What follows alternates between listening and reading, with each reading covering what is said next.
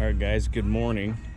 It's about a week after that first video that I posted about the thumb installation. I've got the same machine that I did on that one and the same thumb, so it's just going to be a repeat. So I'm probably going to take less video of all this stuff, try to get a little more the arc gouging and welding, but here we go. I'm starting again. Remember, I've got my the thumb mount here,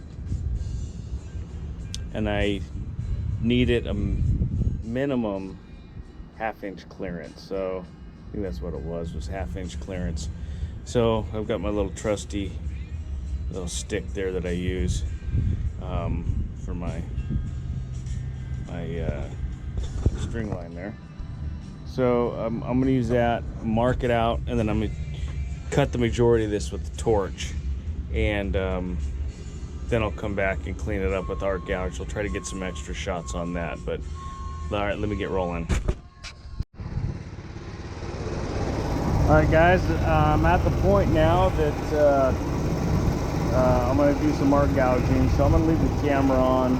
That's probably going to cut off, and because it does that after about 10 minutes or so. But anyways, I'm just going to just kind of go to town on this, and I'll stop the camera when I stop it, but I'm going to set it down right now and get going on this. And make sure your battery's off. I already did that. The switch is off. I've got to put myself a ground spot for my ground, so I'll put that up here, and then or else it won't work, but we'll get going. Make sure you got plenty of rods out. There's my little bucket. Probably not going to need that many, but I just grab them just in case. I can always put them back.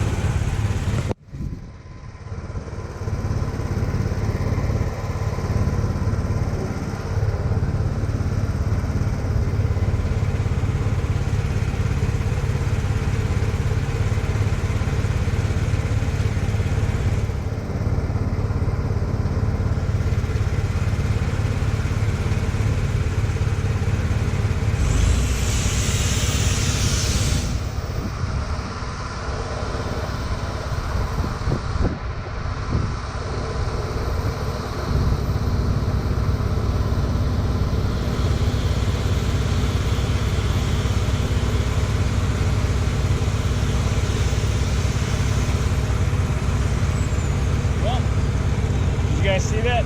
Apparently my switch is broken. Awesome. Just awesome. Alright. Let's get to it. Not much I can do about it.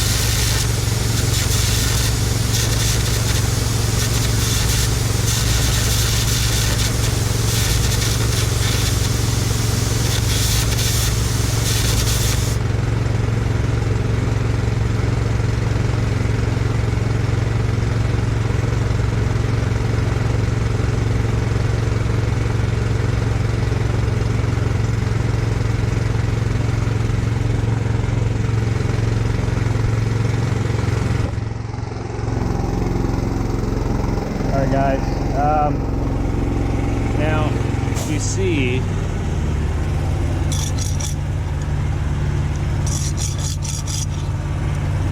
how I just kind of, let me just chip this stuff off real quick. It might not chip off. All right, that's it. All right. So you see what I'm doing there is I'm just kind of getting down on that weld, and this will all come off, but see that line? I'm trying to expose that line, and I'll do that on the other side, and then that piece just falls off. All I'm doing is just wiping that weld away. It does a pretty good job. Well, it does a pretty good job as long as I do a pretty good job. So that's a caveat to that. Just like my machine welds pretty good as long as I weld pretty good. So you can see how that works. And if you noticed, I was flipping the that rod around. Well, it's because I was hitting up against this side. It started to, you know, it starts to wear funny or you know, go away. You know, as it arcs and it burns away, it starts to get a funny shape. It's not flat anymore. So I flip it around so I can get that pointed edge where I want it, and then back down here. And as soon as it starts to wear funny the opposite way, flip it around and use it how it wears. Use it to your advantage. You can flip it around and whatnot, and you know, if you need to pointed edge, and flip it around and use that pointed edge.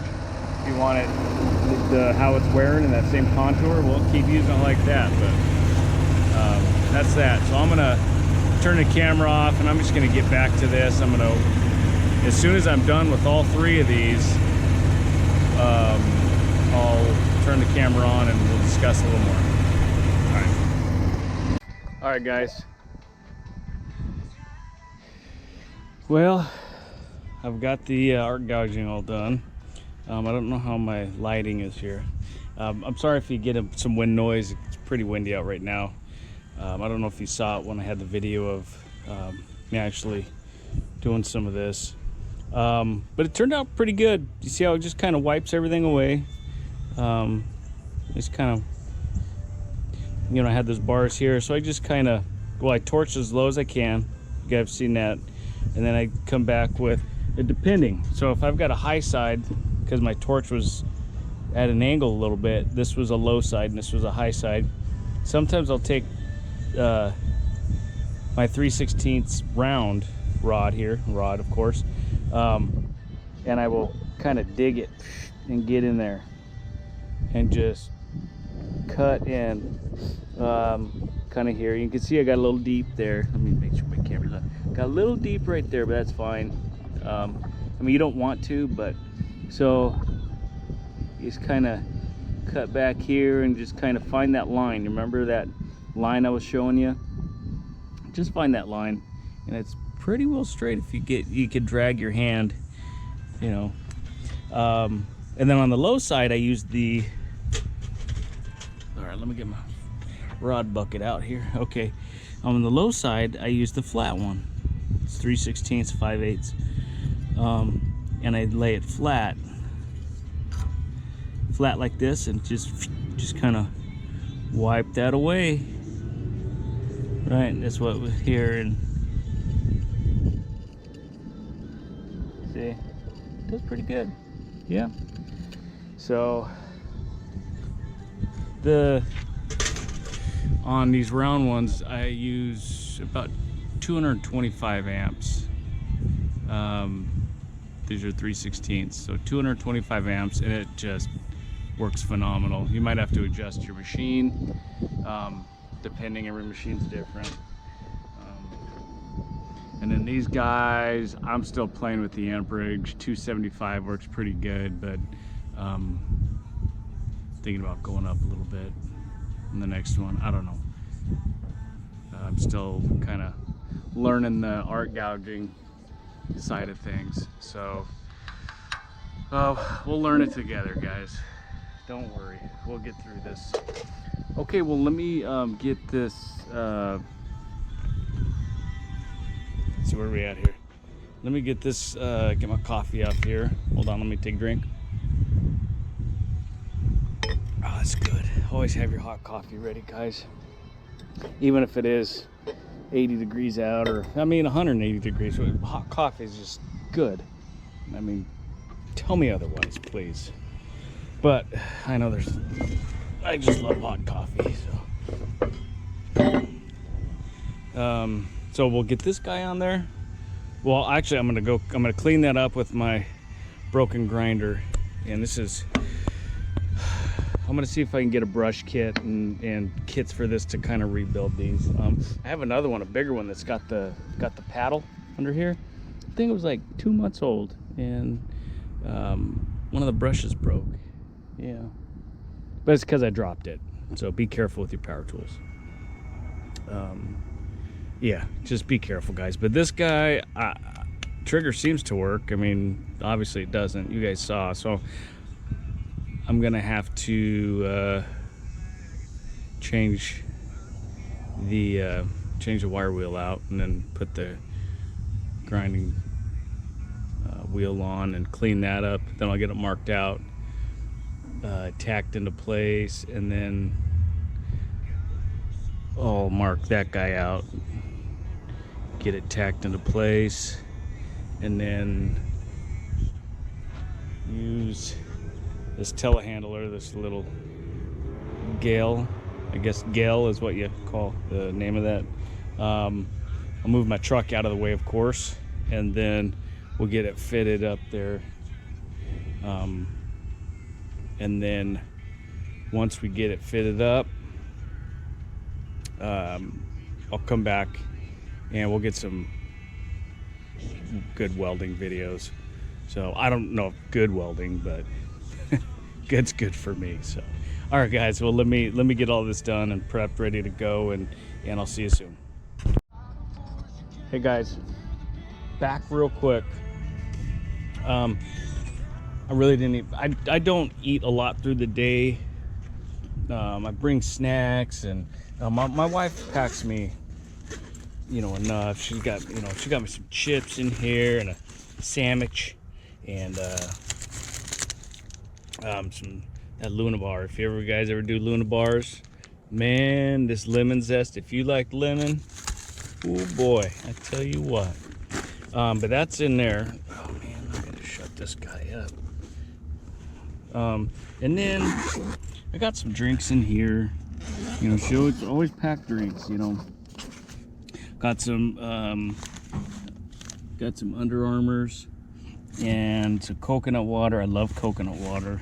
And these guys, man, these guys are pretty good. The sparkling ice, caffeine. I don't like that this is 0 sugar, but it's the only one I could find in blue raspberry. And this one is amazing. If you guys can, want to try that, you can get those guys almost anywhere. Now we gotta shut this with one hand without making you guys seasick. Okay. The reason I showed you that is because I just kind of snack throughout the day. That's just what I do. I kind of forget to eat sometimes while I'm working, and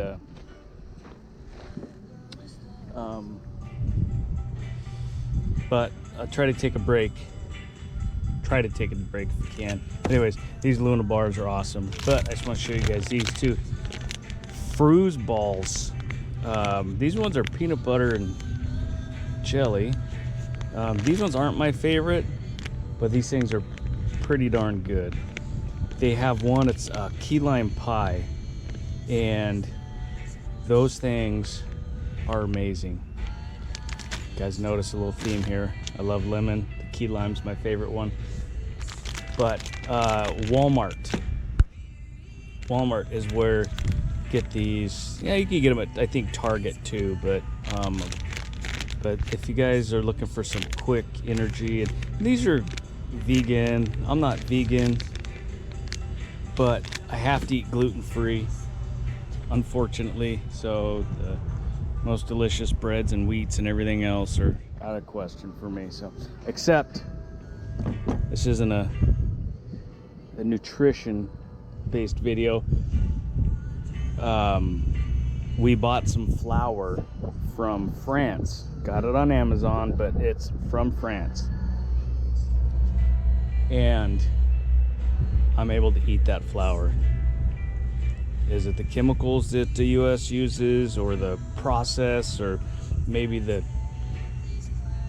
genetically modified wheat that they're planting everywhere? I don't know, but this flour that we got from France, I'm able to eat it. My mom the same, my brother the same, and my mom actually got some from Poland, and she's able to eat it too without any sickness. Because if I have gluten, I'm done.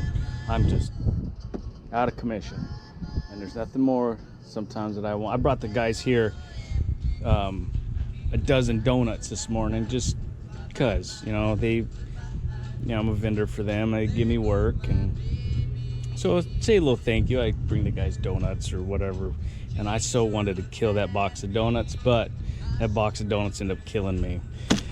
So, all right, guys. Well, enough about me. Let me get to this. I'm gonna finish my snack. All right, bye.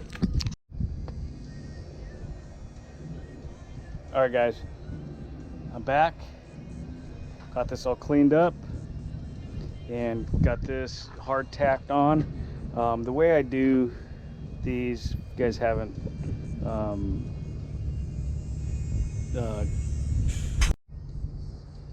all right, guys, take 3. I'm back, got this cleaned up, got this hard tacked on. I always do 5 spots, do the peak and then the 4 corners there. Seems to hold really well. I have had the whole attachment on, just tacked together, and then I've kind of had that thumb fall one way or another, slam down, and it hasn't broken yet. So I'm not saying always trust your tacks, but I'm just saying these 5 seem to hold for me. If you're a little unsure, doesn't hurt to add a couple more.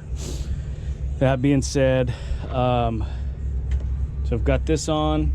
Oh, I wanted to touch on one thing, and I'm not sure if I covered it in my other videos, but when you are doing anything with the air arc, or you have sparks, you have stuff flying. I know I damaged my camera.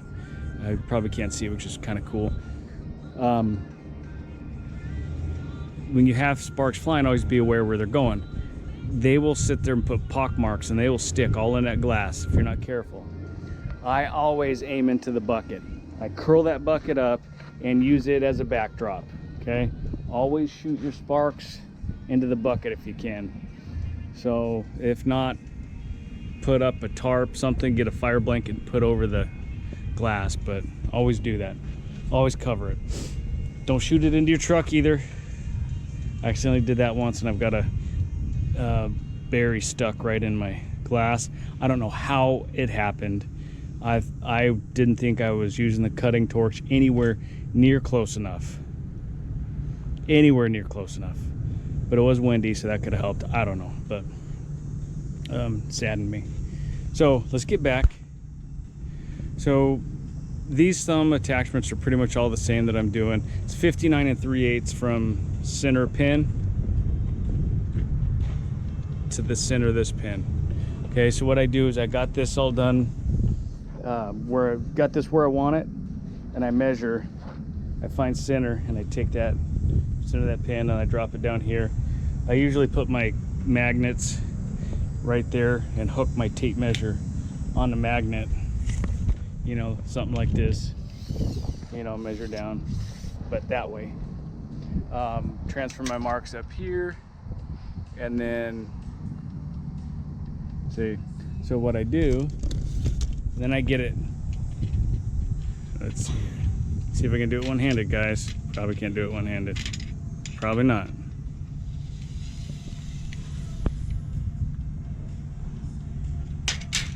Yep, it's 59 3/8. So do so, and then so that bottom one is 1 1/4 all the way around. This one is 2 1/4. Okay, say 2 1/4. So what I'm gonna do is I gotta draw this out, clear out all that paint, and then get it hard tacked on there. Once it's hard tacked, I'm gonna put the whole thumb attachment on there, make sure there's no binding, and then we'll get some welding videos. All right, guys. All right, guys. We'll see if the battery lasts on this thing. So I've got the telehandler here. I've got this rigged up so it's at an angle, so I can get it up there, and I move the bucket down so my angle's not as drastic. So I've got one strap cradled back here. I got that other strap wrapped around once there. So, and then before you guys say anything, these 1-inch straps are not for any load bearing. They're keeping this to go this way. So when I get it up there, I'm gonna ratchet those or let them off to help get it move side to side. So that's kind of like a help get it pivot. So let me set you up here and we'll see if we can get this thing rocking and rolling. Set you right there. How's that, guys? We'll see how it goes. Okay. Always wear your hard hats. Well, we got a piece of bar here from the line. The sunglasses.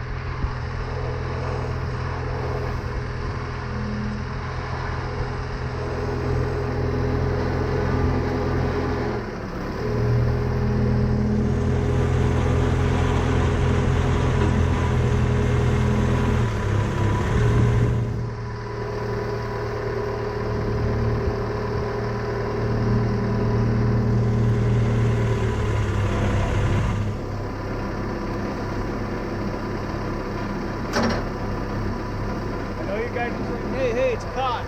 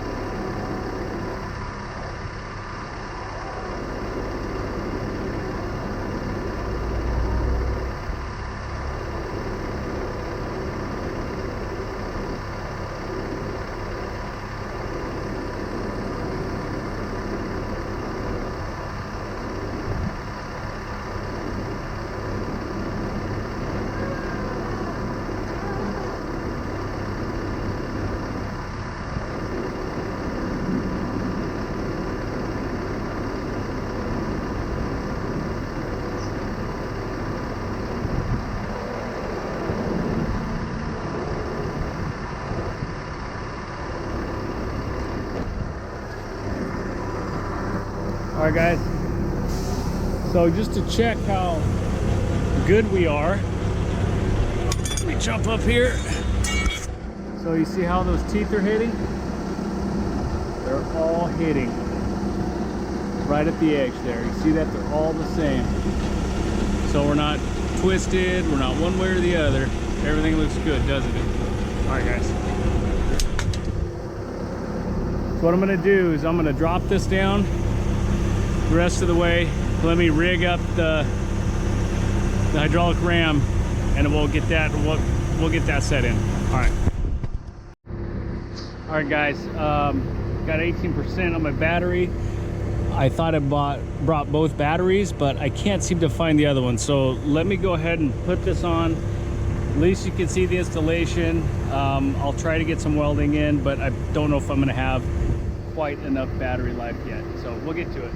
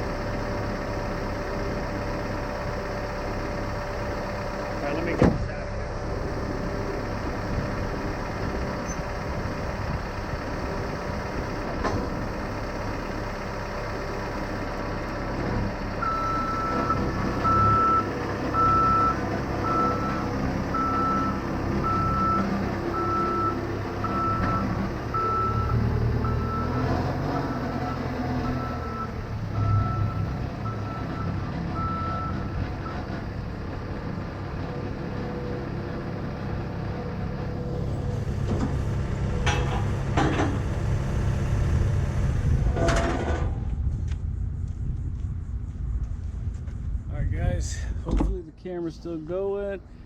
Oh, we're low battery, I know. All right, well, there it is. I've got 1% left. I'm gonna try to find the other battery, but I'm gonna weld it out and I'll get some photos afterwards. That's how I install them. All right, guys. Sorry about not getting some welding, but there it is.